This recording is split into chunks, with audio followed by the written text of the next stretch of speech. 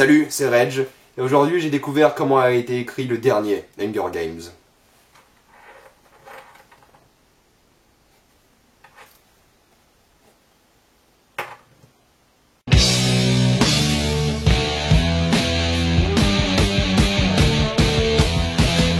Hunger Games, la révolte, partie 2.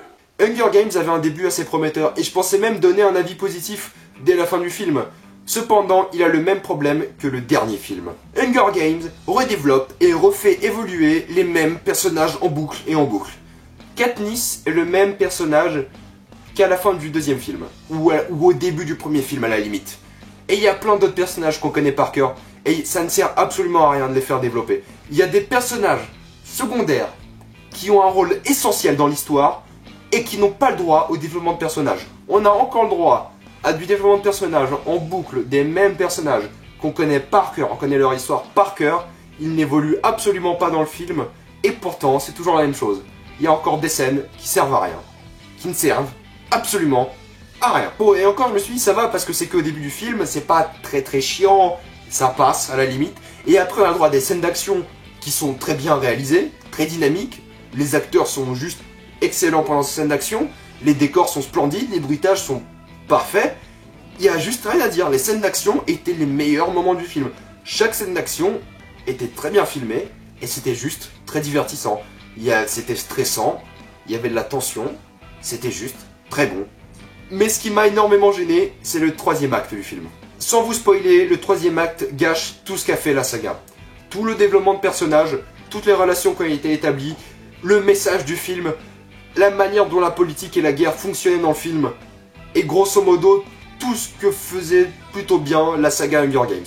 Ce troisième acte prend la cohérence scénaristique, plus ou moins cohérente, de la saga Hunger Games, et juste chie dessus. Je vais vous dire une chose, si vous n'avez jamais vu de film Hunger Games, ça sera pour vous un bon film.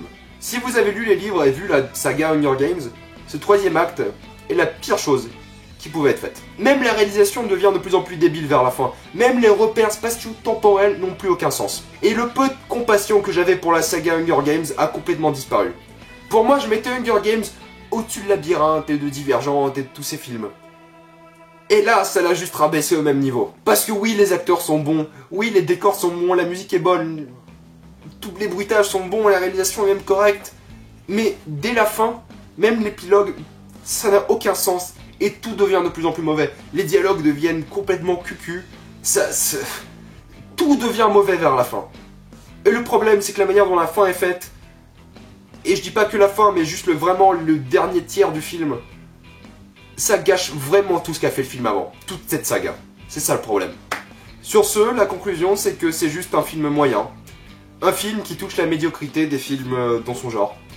Un film qui avait pourtant un début très prometteur, une saga qui était très prometteuse, et pourtant les deux derniers films ont juste chié dessus, quoi. C'est le problème. Voilà. Extrêmement décevant. C'est grosso modo le mot. Sur ce, je vous invite à regarder ma critique sur Spectre. Moi, je vais préparer la critique sur l'attaque des clones et la revanche des Sith. Moi, je vous dis à une prochaine fois. Abonnez-vous à la chaîne, suivez-moi sur Facebook, suivez-moi sur Twitter, et salut à tous.